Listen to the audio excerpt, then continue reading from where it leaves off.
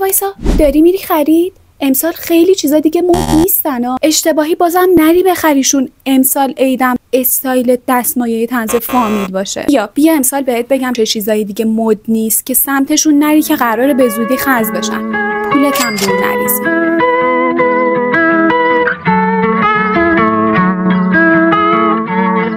امروز اومدم بهت بگم چیا رو نخری، اصلا سمتشون نری. یه سری چیزا هست که کلا باید بذاریشون کنار، چون اینا دیگه تو هیچ استایل ترندی جایی ندارن. چیزایی که کاملا از مد افتادن و باید فراموششون کنیم. اولیش که همتون میدونید احتمالاً شلوارای جذب و اسکینی هست. اگه هنوز شلوار جذب و اسکینی توی کمدت داری، بهتره که باش خدافزی کنی و بدیش دست مامانت. مامانا خودشون میدونن با لباسای قدیمی باید چی کار کنن.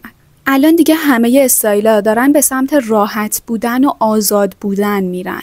شلوارای بگی، واید لگ و چیندار اومدن جایگزین اون شلوارای سم قدیمی شدن. پس برای 404 سمت جین اسکینی نرو.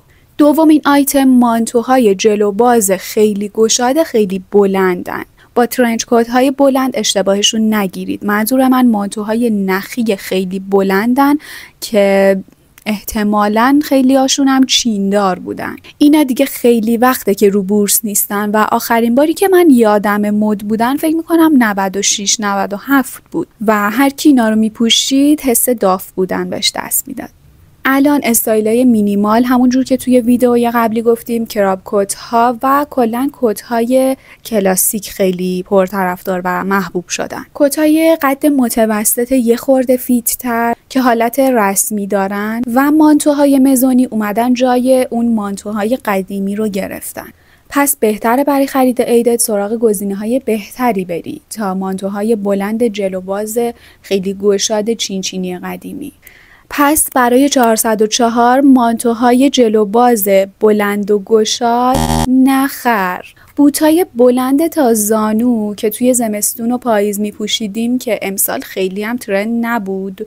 البته چیزی که خیلی ها دوستش دارن، ولی امسال توی بهار که خب بهار هواش ابریه بیشتر دیگه، اصلا ترند نیست و اصلا محبوب نیست. به جاش چیزای سبکتر و مینیمال تر امسال محبوب شده. بنابراین بوت‌های بلند توی عید 404 جایی ندارن. یه چیزایی هم یه مدت کوتاهی ترند بودن و الان دیگه اونقدر ترند نیستن و یا حتی خز شدن. چیزایی که چند ماه پیش جذابیت داشتن، مد بودن، محبوب بودن، ولی الان دیگه جاشون توی استایل عید 404 نیست. یکیش همین پاپیونای ریزیه که روی کفشا، روی لباسا، رو هر جایی دارید میبینید. کلاً پاپیون 2-3 ماه ترند بود و کوچولو بودن، مثلا روی کفش، روی لباس یا حتی گلدوزی روی شلوار جین یا روی کفشا، روی کانورسا، ولی الان دیگه اصلا نیست. این ترند تموم شده و یا حتی میتونیم بگیم خز شده، چون خیلی دیگه داریم دور و برمون پاپیون میبینیم و یه چیز مینیمالی هم نیستش که خب زیاد شده اشکال نداره ولی قشنگه. یه چیز مینیمال نیست.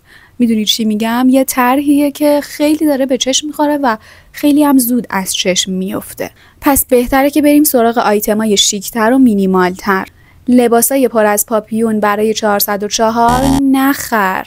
کتای ژاکارد پرزرق و برق که توی یه بازه خیلی محبوب بودن الان دیگه ترند نیستن. الان پارچه های ساده تر، لطیف تر، آزادتر و راحت تر ترندن. مثلا الان پارچه های لینن و ابریشم خیلی توی استایلای 404 داره به چشم میخوره. پس از من میشنوی کلن ژاکارد و بیخیال شو. سراغ مانتوهای ژاکارد نرو. عینکای فریم بزرگ همچنان ترندن، ولی عینکایی که فریم بزرگ دارن و رنگی رنگیان دیگه مد نیستن. سمت این عینک‌ها هم نرو. همچنان با استایل عیدتون میتونید از عینک‌های فریم بزرگ یک رنگ استفاده کنید، ولی من ترجیحم اینه برای استایل‌های بهاری کلاسیک یا مینیمال عینک‌های ظریف و کشیده با فریم‌های مربعی، مستطیلی، بیضی و چند ضلعی خیلی خوشگل‌تره. سمت عینک‌های فریم رنگی نرو. کیفای خیلی مینی یا کیفای خیلی بزرگ دیگه ترند نیستن. یه مدتی کیفای خیلی کوچولویی ترند شده بود، محبوب شده بود، یا یه کیفایی که خیلی بزرگتر از حتی اندام طبیعی یه آدم بود خیلی دوباره محبوب شده بود، ولی الان دیگه جایی توی استایلای 404 ندارن. الان معمولا کیفای سایز متعادل و متوسط رو به بزرگ رو انتخاب میکنن.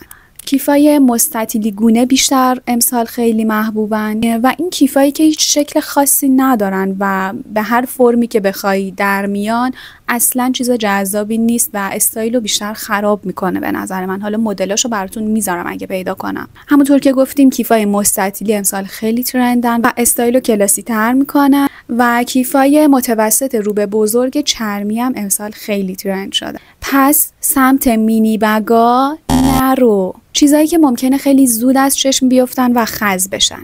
بعضی آیتما هنوزم خوشگلن ولی اگه زیاد دیده بشن ممکنه خز بشن و از چشمت بیفتن. پس اگه دوستشون داری و میخوای بخریشون، اینو بدون که ممکنه سال بعد یا حتی 2 ماه بعد از چشمت بیفتن و دوستشون نداشته باشی. مثل گلدوزیای فانتزی روی شلوار جین، کفش یا حتی مانتو که داریم میبینیم خیلیه دارن میرن سراغ این لباسای گلدوزی شده ولی دیگه داره بیش از حد استفاده میشه و ممکنه که از چشمت بیفته. کفشا و صندلایی که بندای خیلی بلندی دارن که دور پا بسته میشه، خیلی بلندن، اونا قبلا محبوب بودن و خوشگل بودن ولی الان دیگه ترند نیستن. بجاش کفشای ساده تر، صندلای ساده تر امسال ترند و محبوبن، میتونین اونا رو انتخاب کنید. روسریای ساتن و خیلی براق و پرزرق و برق و همینطور شال، مینی اسکارف اصلا دیگه ترند نیستن، محبوب نیستن و تو دوره خودشون جذاب بودن، الان دیگه اونقدر محبوب نیستن. الان مینی اسکارفا، شال هایی که با پارچه های مات و سبک هستن خیلی محبوبن، مثل لینن، حریر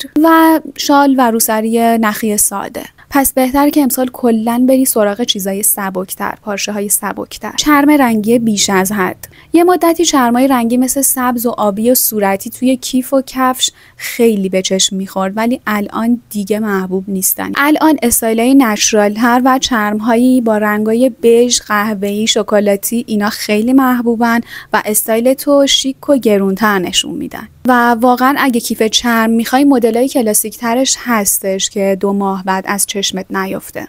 کفشای با پاشنه‌های خیلی بلند قبلا توی استایلای رسمی استفاده میشد، اما الان کفشای با پاشنه‌های پهن‌تر و حتی فلت خیلی دوباره محبوب شدن و حتی کتونیای ساده اومدن جای اون کتونیای حجیم بعضی برندایی مثل بالنسیاگا رو گرفتن. کفشای پرزرق و برق که از اولش هم اونقدر جالب نبودن دیگه ترند و محبوب نیستن، سمتشون نرید. پس بازم توی این آیتمم کفشای راحت تر رو انتخاب کن. گیره سرای نگینی و مرواریدی که خیلی زرق و برقدار بودن اونا هم دیگه محبوب نیستن. به جاش مدلای فلزی، مینیمال و ساده تر خیلی خوشگل ترن امسال. اگه نمیخوای لباس عیدت تو تن همه ببینی، لطفاً سراغ این مدل مانتوهایی که لبه هاشون گیپور و توره نرو. همین الانش هم به نظر من خز شده، یعنی قبل اینکه برسه خز شد و خوشگل نبود اونقدر. و در آخر درسته که پترنای گورخری و پلنگی همیشه مده و خوشگله، ولی ازت خواهش میکنم که سراغ این مدل شلوارا هم نرو، چون استایل تو خیلی ارزون نشون میدن.